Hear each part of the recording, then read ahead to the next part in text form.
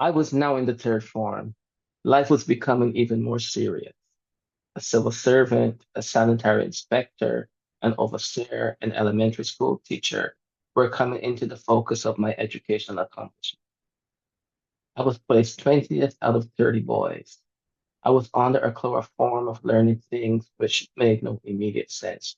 Trigonometry was too hard for my head. We were introduced to the prose of Julius Caesar and the verse of Virgil. A master who taught us English literature ranted and raved before us in his love of Keats and Byron and Shelley and Milton. I wondered about my Aunt Ada in the canal zone alone without the empire to protect her. Did my letter get through to the German blockade? And I wondered about Milton, a boy in my village who did not know about paradise lost and regained, and who was not blind, and who was an expert at killing lizards and ground dogs. You remain the savages you are if you don't read the English poets. I wondered whether Milton knew there was another Milton. We learned French, je suis, tu suis, elle suis. How many years have you, man? I have 13, old man. How are you carrying yourself? I see you remember the reflected verb. I carry myself well, old man. The cloud that jumped over the moon, Mr. Twirly and Mr. Twisty, the two English screws, were now years behind me in elementary school. We learned big things at Combermere. Now we memorize those things about a Grecian urn, learn about a man with resolution and independence who walked beside a sea and picked at seashells. We pick whelks and sea beasts ourselves. The fools in our village and the doting old women had been doing this all their lives, and nobody in Barbados wrote a poem about their antics. They were committed to the Jenkins mental hospital. Hannibal, whom we loved, and no one told us he was black like that, climbed mountains and was smart. Alas, he lost one eye in Oculo Altero, but he had crossed the Alps, one of the highest mountain ranges in the whole world. We loved Hannibal. The name was pure romance and poetry in our mouths. We named our pets and our favorites at home Hannibal, and we walked about the schoolyard spouting impedimenta and transgressora. And when we couldn't remember more by heart, we settled on Dupuis Vacances. We continued asking ourselves, how many years have you? And in all this time, not a word from the British major about the Allies and their fights and battles. We didn't know at first that Mussolini was an Italian, a Roman. All the Italians we knew were in books, dead, speaking the dead language, and wearing togas and eating while lying on their sides, grapes from a bunch and wine from an urn. So why a Grecian urn and not a Roman one? We in Barbados drank rum. We loved the Italians and hated Mussolini because they were like us, like the men in our village who loved rum and women more than work.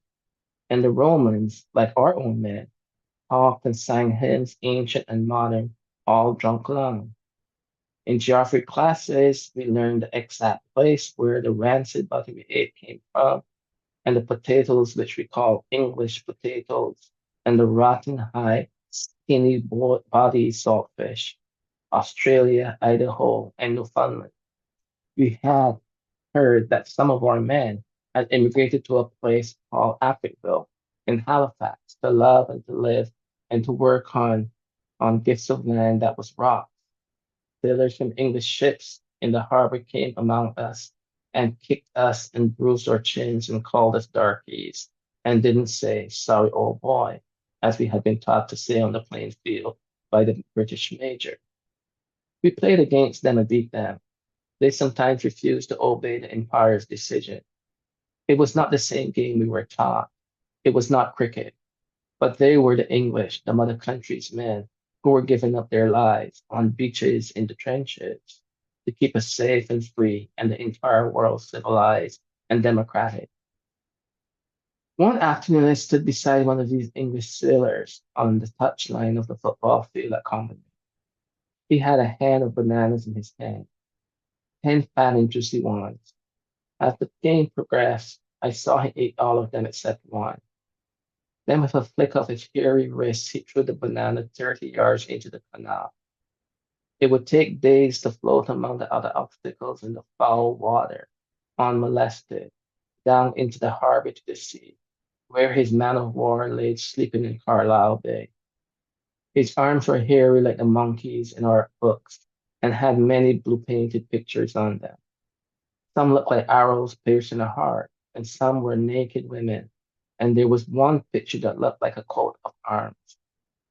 I say, old chap, he said to me, are there any whores nearby? Even then, I knew from the schoolboy gossip that the whores in town did not like the English sailors. Them limeys, they're too blasted cheap. With the help of the whore's experiences, we knew that the English was a strange tribe of economizing men. They were cheap, the whore said. Cheapness came to mean English, but in the classes at Combermere, we were taught that the best things were made by the English, English made, made in England. The clothes we wore, the books we read, the pencils we wrote with, the quink ink, the book bags, the combs made from tortoise shell, which were too fine tooth for our thick, nappy hair, the medicines and the farol, the Wincarnus wine which every self-respecting mother gave to her son as a tonic, one spoonful each every morning, and the neckties, the perfumes, evening in Paris and Cuscus, the skin powders and the brilliantine which made our heads shine, slick back, concealing the African kink in our hair. Rule Britannia, Britannia rules the waves.